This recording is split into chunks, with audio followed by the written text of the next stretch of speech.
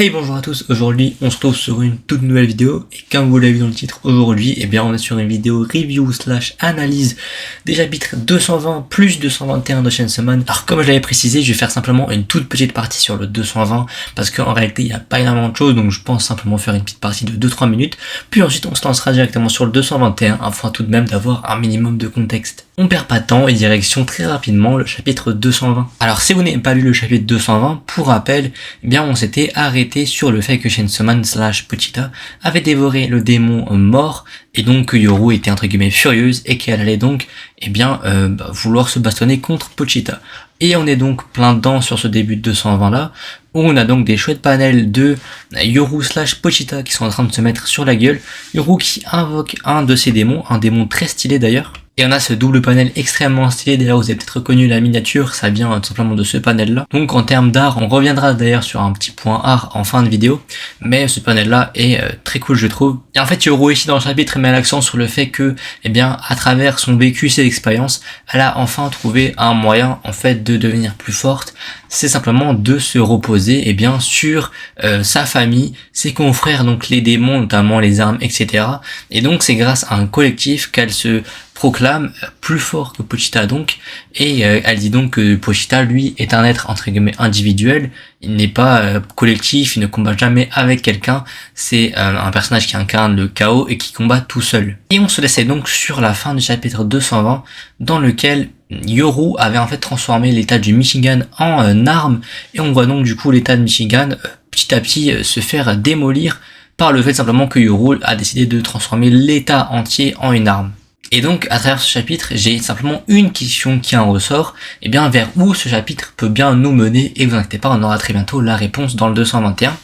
Mais donc, c'est là simplement la question que je me posais après avoir lu ce chapitre il y a 2 semaines en fait, vers où ce chapitre est censé nous mener, qu'est-ce qu'il veut nous montrer. Ce qui m'a en fait pas mal interpellé dans ce panel-là, c'est notamment les bulles que je n'ai volontairement pas floutées, simplement pour vous permettre de lire le texte, mais notamment les encadrer, donc Chainsaw Man contre le démon guerre, archivage Fumiko Mifune, 11h23 minutes, destruction de l'état du Michigan. Donc en gros, on a un narrateur qui est Fumiko Mifune, donc quand on dit archivage, en l'occurrence j'imagine simplement que c'est Fumiko Mifune dans le futur, qui a simplement recueilli les faits qui sont produits à tel jour, donc en l'occurrence actuellement là, et qui nous en fait part via le futur en gros. Et ce que je trouve intéressant, c'est qu'on a un petit peu une narration, à la Gun Devil, si vous vous en souvenez, donc c'était dans la partie 1 du manga, c'était très tôt, vers le milieu de la partie 1 il me semble, donc dans l'arc Gun Devil pile poil,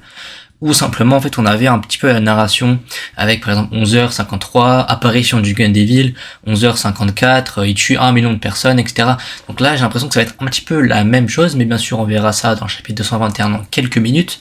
Et ce qui me fait notamment tilter, c'est le fait en fait simplement qu'il y ait encore une personne vivante pour nous raconter ce qui s'est passé. En l'occurrence Fumiko Mifune, si vous avez oublié qui c'est simplement la fille qui avait contracté un pacte avec le démon donc des maladies sexuelles, et en l'occurrence elle avait simplement le pouvoir de produire des clones d'elle-même, et en l'occurrence dans le monde il doit y avoir des milliers de Fumiko Mifune. Et ce qui est assez malin je trouve, c'est que en même temps tu laisses l'espoir que le monde n'est pas entièrement détruit, ce qui est totalement une possibilité quand on voit la force des deux êtres qui s'opposent, mais en même temps pour qu'il y ait un archivage d'une personne comme Fumiko Mifune qui est une personne avec des milliers de doublons, c'est qu'à mon avis, il y a eu une bonne partie de la Terre qui a dû se faire détruire, parce que Fumiko Mifune, elle est capable de rester en vie, peu importe si les États-Unis entiers se font rayer de la carte, elle aura toujours des milliers de clones en Europe, en Asie ou je ne sais où. Et donc c'est la seule question que je me suis posée à travers ce chapitre, vers où cette narration un peu à la Gun Devil veut nous amener, et surtout, qu'est-ce que nous présage ce ton un petit peu fataliste entre guillemets, parce que là, clairement, on va y revenir dans le 221, parce que ça s'accentue de plus en plus, et il y a pas mal de choses à dire sur ce chapitre-là, mais on a clairement un petit peu, je trouve, un aspect assez fataliste, un petit peu comme le Gun Devil, en mode fin du monde, fin de quelque chose, en gros, ça nous amène vers la fin de quelque chose. Et donc on a assez parlé du chapitre 220 et direction sans plus attendre le chapitre 221. Alors on reprend directement avec une scène de baston, encore une fois, de scène de destruction. Et on a donc Asa et Chainsaw Man qui se foutent encore sur la gueule. Cependant Asa cette fois-ci a une arme qui est USA Oregon. Donc j'imagine qu'elle a transformé encore une fois l'état de l'Oregon en arme, et on y reviendra un peu plus tard parce qu'il y a pas mal de quiproquos à ce sujet-là. Et je trouve que c'est intéressant, j'ai une théorie sur en fait bien pourquoi à l'alarme de l'Oregon et pas à l'alarme du Michigan, parce que on mentionnait le Michigan dans le panel du dernier chapitre là, et je pense pas que c'est une erreur de l'auteur parce que ça serait assez grossier. En gros, Asa, après avoir fait l'attaque avec l'arme de l'Oregon, est persuadé d'avoir enfin tué Pochita, et elle est simplement surpris qu'il arrive à se régénérer en littéralement une seconde et à refoncer sur Asa. Et là, on a un panel très intéressant, donc cette fois-ci je vous ai enlevé les bulles, mais Yoru dit à Pochita, qu'est-ce que tu as pu manger pour que ce combat dure aussi longtemps, et pourquoi alors qu'est-ce que tu as fait pour que ce combat ne finisse pas. Et donc ça aussi, on y reviendra après, mais c'est assez surprenant. Donc je sais pas si c'est un problème de traduction ou quoi que ce soit, mais ces phrases-là sont assez surprenantes, je trouve, et on y reviendra un petit peu plus tard pour analyser cela. Et on a encore une fois un double panel, donc le panel d'avant était déjà un double panel, celui-ci, et on a un deuxième dans le même chapitre encore une fois. J'ai laissé une petite bulle, on y reviendra juste après, c'est très intéressant, mais j'aime énormément ce panel là aussi, où donc on voit simplement les habitants, j'imagine, de l'Oregon, ou je ne sais où, j'ai oublié l'état qu'elle est en train de transformer, mais en tout cas, des habitants d'un état des États-Unis qui a totalement disparu, ils sont dans un lac ou dans la mer, et Yoru accompagné de ces démons qu'on voit très régulièrement en fond de page à chaque fois, bien sûr, les différentes scènes de combat, en train donc de foutre la misère à Pochita encore une fois, sauf qu'il se régénère en boucle et en boucle, et cette fois-ci Yoru dit qu'elle en a marre de ce combat-là, et qu'elle veut porter son coup final. Pour cela, elle va demander simplement aux habitants de la Virginie de lui prêter de la force, un petit peu à la Dragon Ball, et donc elle prépare un point de fou furieux, un point nucléaire et je ne sais quoi, et là c'est le panel de l'explosion, donc une énorme explosion sur Pochita, et on s'arrête déjà ici sur ce chapitre. Et donc c'est un chapitre extrêmement court avec très peu de texte, et donc surtout beaucoup d'images et beaucoup de choses à décrypter, à essayer de comprendre en réalité pourquoi on nous montre ça, pourquoi bien simplement on essaye de nous faire croire que telle ou telle chose a pu se passer ou je ne sais quoi. Et bien on va commencer directement notre partie analyse par est-ce qu'il y a eu un time skip. Alors pour ça j'aimerais revenir sur les premiers panels du manga. Dans le chapitre 220 on s'est arrêté sur simplement la transformation de l'état de Michigan en arme, et on recommence le chapitre en fait sur Yoru qui attaque Pochita avec l'arme de l'Oregon. Alors j'ai une théorie qui est assez plausible, c'est simplement qu'il y a eu un time skip entre le moment où on dit, donc entre le moment où Fumiko Mifune nous dit que Yoru a transformé l'état de Michigan en arme. À mon avis il y a dû se passer bien des heures ou même des jours, c'est possible, entre ce moment-là et le moment où elle attaque Shenseman Pochita avec l'arme de l'Oregon. Et je ne pense pas que ce soit une erreur de l'auteur comme je l'ai dit précédemment, mais simplement un time skip de une durée indéterminée. Et je trouve justement que ce time skip, il colle assez bien avec le fait qu'il y a une narration d'un narrateur extérieur qui est Fumiko Mifune. C'est justement en fait simplement pour nous montrer des brides d'événements, parce que je pense qu'on n'aura pas accès à l'entièreté du combat, parce que je pense que ça sera un combat qui sera très long. Vu qu'on le rappelle, le démon mort a été dévoré, et donc il n'y a plus de mort. En l'occurrence, on est censé assister à un combat entre guillemets infini, en tout cas jusqu'à qu'il y ait une personne qui ne soit plus en capacité de combattre parce que épuisé, ou simplement parce que le mec est démembré ou je ne sais quoi. Et ce qui me fait d'autant plus penser que en fait il y a eu littéralement un time skip plus ou moins important, c'est notamment ce panel là avec Fumiko Mifune juste ici là. Si jamais vous avez oublié à quoi elle ressemble, c'est le seul personnage sur lequel j'ai laissé la bulle qui est en train de soupirer. On le rappelle, elle a des milliers de clones et elle sait probablement ce qui se passe aux États-Unis par exemple. Et à mon avis, c'est pas la première fois qu'elle se fait absorber par Yoru pour être transformée en arme. Et c'est pour ça à mon avis qu'elle soupire, parce que elle en a marre de se faire transformer en arme, parce que ça fait 1, 2, 3, je sais pas combien de fois. Peut-être qu'elle réutilise ce pouvoir-là. Et donc en fait, ce time skip et cette possibilité de fait que peut y avoir à chaque fois des écarts de temps entre différents chapitres, ça va accentuer un autre point qu'on va voir juste après, mais qui accentue notamment le point assez fataliste / fin du monde qui arrive, c'est qu'on a que des brides d'événements qui sont produits, mais on n'a pas l'entièreté des événements, peut-être parce qu'il y a eu un tel chaos qu'on ne peut pas simplement nous représenter l'entièreté du chaos qui a été produit. Mais surtout, je trouve que ça crée aussi une certaine scène très rapide, même voire assez malaisant. C'est vraiment tout s'enchaîne encore une fois très vite. Et dans Chainsaw Man déjà, tout s'enchaînait très rapidement, à l'exception du début de la partie 2 qui est l'exception,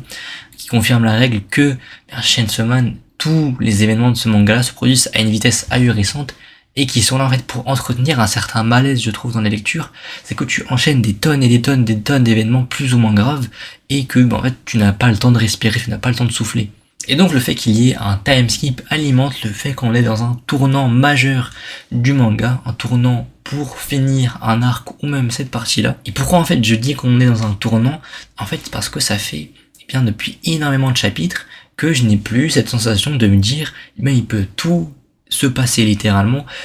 impossible de prédire ce qui peut se passer, il peut littéralement tout se passer. J'ai même imaginé des scénarios assez fous dans ma tête la dernière fois, mais littéralement des scénarios qui peuvent se produire à n'importe quel moment, parce que tout peut se passer littéralement. J'avais notamment imaginé par exemple le fait, bon c'est pas du tout vrai, hein, c'est simplement un exemple à vous donner, mais ça peut encore une fois être crédible, simplement pour vous faire part, par exemple, que, imaginons le démon famine qu'on avait présenté, le démon famine qui est donc la meuf timide, ben, ne soit en réalité, par exemple, pas le démon famine, mais simplement le démon de la domination numéro 3 qu'on connaît, donc démon de la domination qui s'est réincarné pour une troisième fois, parce qu'on rappelle le démon de la domination, bien, officiellement, on ne l'a plus revu depuis bientôt 80 chapitres je crois, et donc le fait que le démon de famine ne soit pas le démon famine, ça pourrait simplement dire que le démon de la mort ne soit pas le démon de la mort, mais encore une fois le démon famine, et donc ça crée entre guillemets une sorte de boucle assez drôle, qui fait qu'on nous présente le démon famine assez tôt dans la partie 2, on nous révèle que c'est le démon famine, et donc c'est un démon important. En revanche, alors qu'on prétendait que le démon mort allait arriver, on nous dit que le démon famine c'est en fait le démon mort, et donc le plan pour tuer le démon mort, il a été créé par le démon famine / démon mort qui est là depuis le début en fait, et qui prend part elle-même à son plan pour se contrer en fait, qui crée une scène assez délirante je trouve. Et au final le démon mort, c'est pas le démon mort, c'est de nouveau le démon famine, peut-être parce qu'elle voulait simplement faire peur à Yoru, sauf que ça n'a pas marché, et du coup ça expliquerait peut-être pourquoi elle est pas très forte pour le moment. Bon, bien sûr, c'est des théories nulles, enfin voilà, mais c'est pour vous dire que c'est tout à fait possible et que ça peut tout à fait se passer, et qu'en fait on nous garde un démon mort vraiment pour la fin, et que depuis le début, l'auteur nous dit littéralement la vérité, le démon mort va arriver d'ici quelques jours, et il va spawn, et ça va être la fin. Simplement pour vous dire que même vos théories les plus folles, je suis sûr qu'elles peuvent se réaliser à partir de ce moment-là, parce que littéralement tout peut se réaliser, c'est totalement ouvert, là où pendant plusieurs chapitres précédents, c'était assez fermé. Vous pouvez voir que j'exposais pas mal de théories, et qu'une majorité de ces théories-là se sont réalisées, parce que littéralement, on est quand même assez bridé entre guillemets, on est que 1, 2, 3 options, bien sûr on a toujours des options supplémentaires qui sortent de nulle part, mais on pouvait un peu entrevoir ce qui allait se produire. Là, pas du tout, on est dans le flou total. Mais ce qui me fait surtout croire qu'on est vers la fin de quelque chose, c'est du coup notamment la narration de Fumiko, qui est un peu entre guillemets un code sacré dans le manga, qu'on n'utilise que très rarement pour des très gros éléments, donc notamment qu'on avait pu avoir pour l'apparition du démon flingue, qui marquait littéralement le tournant de la partie 1, et donc pourquoi pas, ce ne serait pas le tournant de la partie 2, ce combat entre Pochita et Yoru, qui est simplement récité par Fumiko. Donc voilà, c'est déjà la fin de cette vidéo, j'espère que vous l'avez apprécié un maximum. N'hésitez pas à me faire part en commentaire de vos avis, de l'analyse, etc. et notamment de vos théories, surtout ça m'intéresse énormément. N'hésitez pas à mettre un petit like, à vous abonner, à commenter, etc. Et on se dit à la prochaine pour une nouvelle vidéo. Chapitre prochain, donc c'est chapitre 222 qui sort mardi prochain, donc dans une semaine à l'heure à laquelle je tourne cette vidéo, à 16h, et on se retrouvera peut-être sur une vidéo, ça dépend, comme dit, si jamais le chapitre est un petit peu comme le 220, avec que du combat et pas vraiment grand chose à décrypter, on se fera peut-être une vidéo analyse sur 2 chapitres, mais bien sûr, je vous tiens au courant dans les posts YouTube, bien sûr, si le chapitre est intéressant, j'en ferai simplement une vidéo dédiée. Merci d'avoir regardé, ciao!